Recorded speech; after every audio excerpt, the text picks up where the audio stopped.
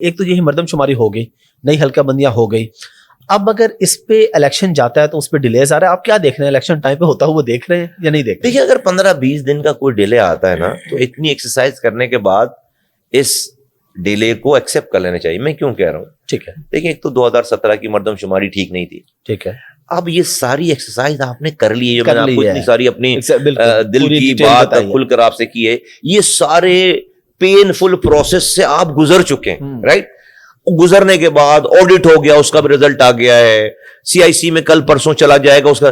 اب یہ کرنے کے بعد اگر آپ کہیں گے نہیں, یہ آپ 2017 جو کہ غلط مردم شماری ہے, جو کہ غلط حلقہ بندی ہے, اس کے اوپر آپ الیکشن کریں گے, تو پھر الیکشن کرانا مقصود ہے یا فیئر اینڈ فری اور شفاف الیکشن کرانا مقصود ہے؟ دیکھیں الیکشن تو آپ نے 2018 میں بھی کرا دیا تھا, آر ٹی ایس سسٹم بند کر کے.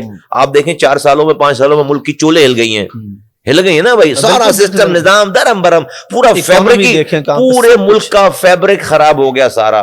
لوگ عجیب فیبرک ہو, گالم گلوج, ملک کی اکانومی, مار پیٹ, پکڑ دکڑ, جوڈیشری تباہ ہو گئی, پارلیمنٹ تباہ ہو گئی, سوشل میڈیا پہ جو ہے کیا ہو رہا ہے, آمین. اور یہ پی ٹی آئی کا بھی لاس جو ہے نا, یہ ملک کا لاس ہے. میں ان کے سیاسی مخالفین میں سے ہوں, لیکن وہ ملک کی پارٹی تھی نا. اگر وہ اچھا کرتی, وہ چیزیں کرتی, نوجوانوں کو جوڑا تھا, تو اگر آج وہ اس طرح سے تباہ برباد ہو گئی ہے, یہ this is also loss to this country. اس کا ایک بہت بڑا لاس ہے. لیکن اس میں کوئی انفارچونیٹ بات ہے کہ کسی اور کو بلیم نہیں دے سکتے آپ, وہ خود ہی ذمہ دار ہیں ساری چیزوں کے. تو یہ سب کچھ تباہی بربادی ہو گئی, لوگوں نفرتیں ہو گئی, دشمنیاں, جو مخالفت تھی وہ دشمنیوں میں کنورٹ ہو گئی. تو یہ بھی ایک ہوا کام, الیکشن تو کرا دیا.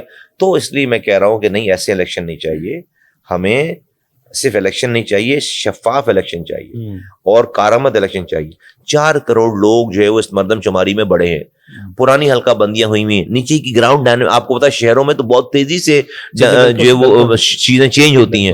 تو یہ جو ڈیموگرافی چینج ہوئی ہے, یہ جو گراؤنڈ ریئلٹیز چینج ہوئی ہیں, یہ جو حلقے چینج ہوئے ہیں, اس کے کیے بغیر اگر آپ پرانی چیزوں میں, تو وہ فیک ہیں ساری, ابھی وہ آبسلیٹ ہوئی ہوئی ہیں ساری چیزیں.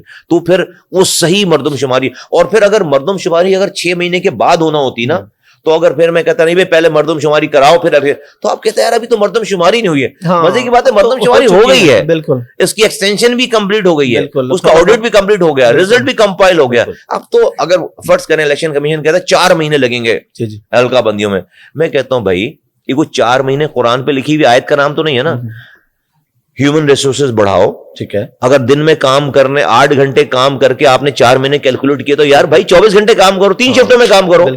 بھائی ایمرجنسی لگ سکتی ہے نا, اس بات پہ ایمرجنسی لگ سکتی ہے, وار فوٹنگ پہ کام کر سکتے ہو. ہم نے بھی 11 سال والے برج جو ہے 8 مہینوں میں بنائے, 4 مہینوں 6 مہینوں میں بنائے, دن اور رات کام کیا. تو یہ تو بڑی جو ہے وہ, اگر کرنا چاہیں تو ٹائم پہ الیکشن, ابھی 3.25 مہینے باقی ہیں, اگر کرنا چاہیں تو ٹائم پر وار فوٹنگ بیسس پہ نئی حلقہ بندیاں کر کے الیکشن کرا سکتے ہیں.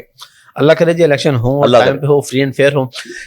ایک الزام لگتا ہے جو بھی پارٹی کی حکومت ہوتی ہے کراچی کے اندر, آپ پہ بھی لگتا رہا, ابھی جماعت اسلامی پہ لگ رہا ہے کہ گٹروں کے اندر کمبل ڈال جاتے ہیں جی, یہ اس وجہ سے جو ہے پانی باہر نہیں آتا. یہ ایک ریٹورک ہے, اور وہ جو لوگ ذمہ دار ہیں وہ نااہل ہیں, کرپٹ ہیں, وہ جو ہے وہ اس کی بات آپ کو میں 10 جگہوں پہ لے جاؤں جہاں پر صفائی نہیں ہو رہی, مطلب کمبل سے بڑی بڑی چیزیں اندر گٹر میں جا رہی ہیں, گٹر کے ڈھکن ہی نہیں ہے, تو کمبل تو جانا ہے اندر وہاں پہ بھائی, تو وہ تو کمبل کا پتہ نہیں کیا کیا اندر چیزیں جا رہی ہیں. تو یہ ریٹورک سے, یہ ایسے اس پہ ایسا نہیں ہے کہ سارے گٹر لائنیں اس لیے بہ رہی ہیں پاکستان میں, کراچی میں پانی اس لیے بہ رہا ہے کہ لوگوں نے گٹر میں جو ہے وہ کمبل ڈال رکھے ہیں, نہیں ایسا نہیں.